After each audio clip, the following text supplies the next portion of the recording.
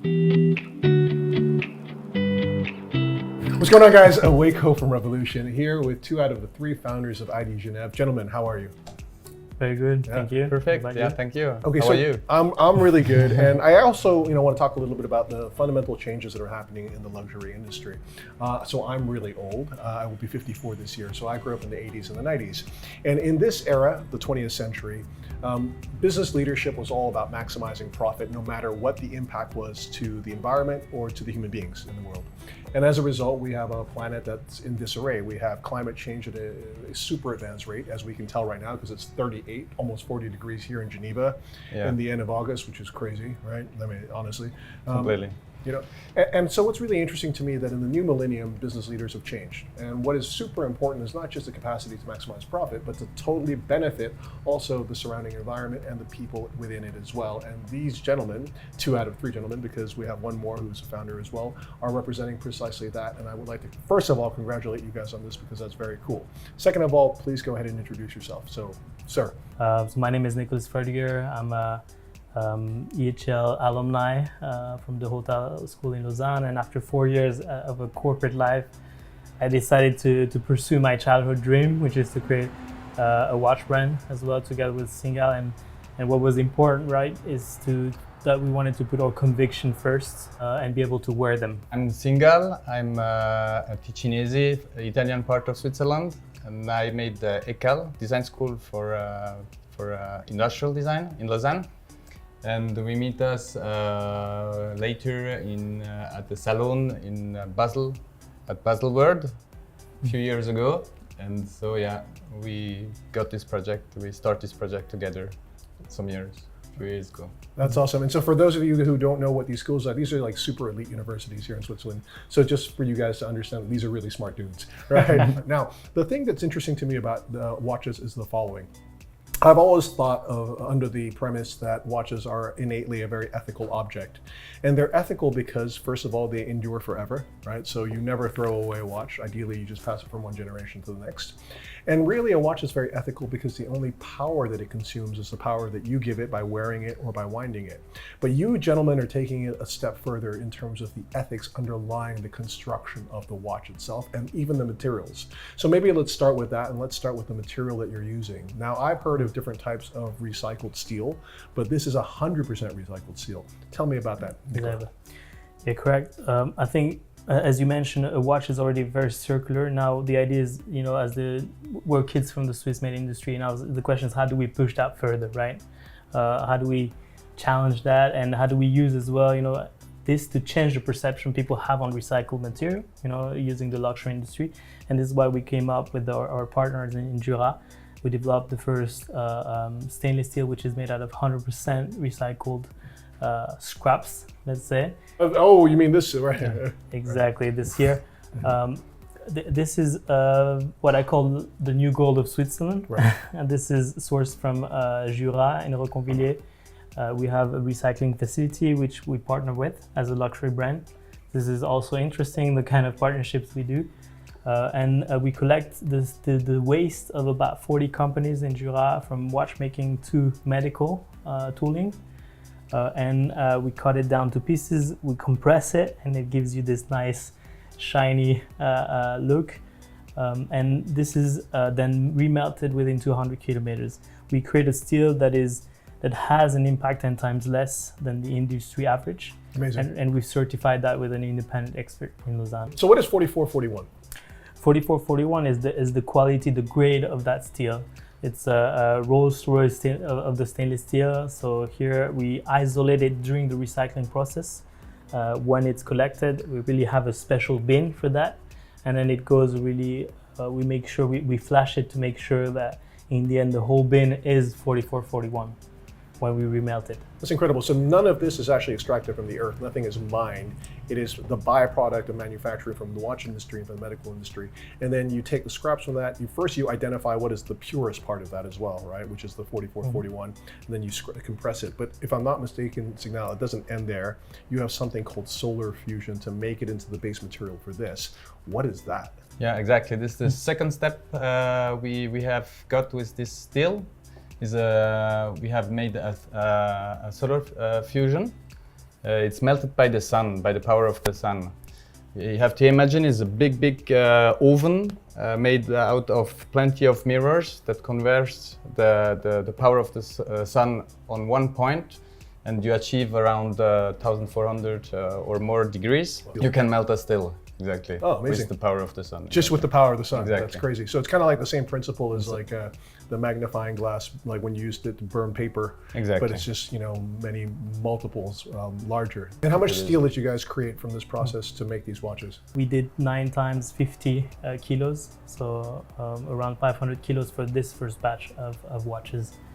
In the future, we will support our supplier with the opening of a solar furnace in Switzerland, Wow. in Neuchâtel. So that's the plan for 2024. Yeah. Amazing. It was important to know too, the first step was to isolate one kind of steel, and thanks to that we have a steel that is 10 times less impactful, but with the solar furnace we are 165 times less impactful than a normal Because steel. the equivalent energy that you would have to take from the network in Exactly. order to use a normal furnace would create a much larger carbon footprint. Exactly. Right? That's incredible.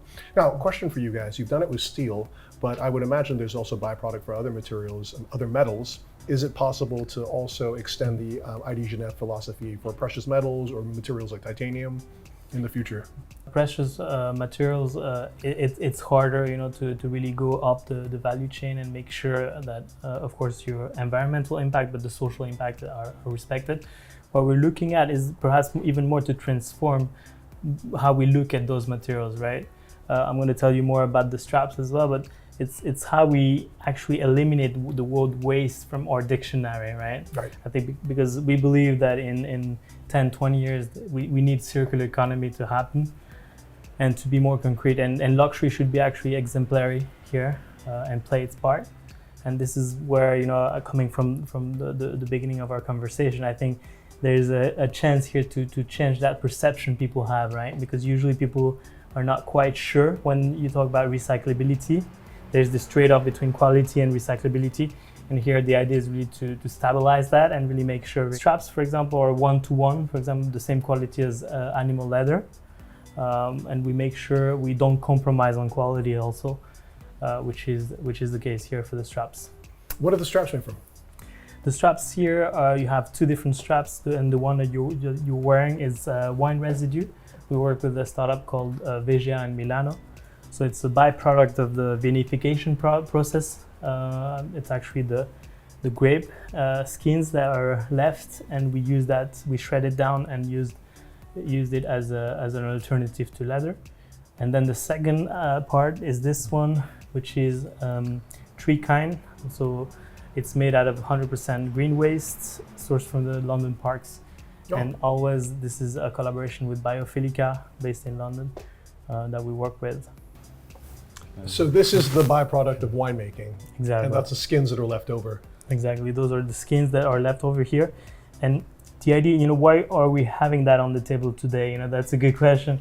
For us, somehow, is the ultimate test for traceability, right? So it's really to showcase what are the raw materials entrants for the watch we produce. And this is a way to showcase it. That's really cool. And also, I like it because it means the more wine that's produced and the more wine that we consume, the greater amount of straps that will be produced for the world. Exactly. Excellent. Now, let's talk about what's inside of the watches. If I'm not mistaken, you have movements in here that would otherwise be sitting on a shelf somewhere or potentially even be discarded, but you've given these movements new life. Tell me about the watch movements. So with the watch movements, we decided to work with the most robust movement of the history of watchmaking, which is the ETA 2824. Yep. It's also repairable worldwide, right? So you don't need to ship the watch again, to us in Geneva. You can repair it in Hong Kong and New York, in Australia, and because every watchmaker learned as well on this movement. We source them from unsold stocks. So as you mentioned, this is a very common movement. So it's sitting in some shelves, and then we're taking it back, and through the work of Swiss watchmakers, we refurbish them completely. So the movement is dismantled, cleaned, some parts are changed if needed, and then reoiled and then put back together. We make sure that the quality standard, we don't compromise on quality. Again, to respect what I said before on rebalancing this trade-off between recyclability and quality. And here, of course, we make sure that they run even better than new ones in terms of the standards here of réglage. I don't know how to say that. But Regulation. Regulation, exactly. Amazing. Yeah, I know it's a really well executed watch on every level in terms of finishing, in terms of design. I love looking at this little sun symbol that's on the top left of the case. Tell me what that is. It's a marking that symbolizes the work that we're doing on recycling, Right. And of course on the transformation through solar power and through this solar furnace. Also symbolizing as well, you know, the watches are marked with the 18 karat gold symbol. Right. This is exactly the same position that we had this marking in order to people to value the work that we're doing here. Exactly. That's why we call it new gold from Jura. It's very clever also the way the watch has been designed, because there's a modularity to it that allows you to change the flanks of the watch as well. And so we have two different designs here. We've got one that's more almost octagonal, and then we've got kind of a tonneau-shaped watch as well. But they're using essentially the same base. It's just these elements that changed. Talk to me also about why this gives the watch a greater longevity. Yeah, the idea was to even in the design, on the shape and on the construction of the watch, to have the same kind of thinking, and to extend as much as possible the life of a watch. And so the owner can, during the life of the watch, change a few parts of it. For example, we can change by ID Genève the dials. If you want one day another color of a dial, you can make it. That's the first one in a watch brand, I think. And the second one is this, you talked before about these decorations on the two parts of the watch, that you can change even and change the material or the shape of it. You can see the one you wear, it's more something octagonal. It's the first watch we made. And now with the solar steel, we are on a shape that is more tonneau, and with we can have two styles. One is a simpler style, and the second one is with some decorations here. This guilloche on the case. It's maybe quite particular. Normally is on the bezel. Well, it's really nice because that guilloche sort of echoes the decoration on the dial as well. So it's yeah, like exactly. This sun ray guilloche effect on the dial, which extends into this lovely guilloche that's out here as well. It was for us super important that we can have a link to this dimension of solar melting. Yes. And so the dial even speaks about the sun. We have a decoration that remains the sun, and even of these parts of these decoration parts, we can have this like it looks like sun rays a bit. Nice. I like how you've got a circular Swiss made at the bottom of the dial as well. Question for you guys. So like you've got these kind of cool center links here. Would you consider to do an integrated bracelet version of this watch with recycled steel bracelet? No, we are producing. We have made some prototypes. Yes. We are working on it. But I think at the end of the year we will have a steel bracelet. Really? Yeah. If you do a smaller version with an integrated bracelet, you'll kill it. It would be sick. Like seriously, like a 38 or 39 mm version of this on a steel bracelet, like circular steel bracelet. Yeah. It would be phenomenal. So guys, My we've been God. sitting here in my kitchen. It's now probably about 40 degrees in here, and it is really an oven, and it really is a testament to climate change. I mean, we joke about it, but the point is it's real.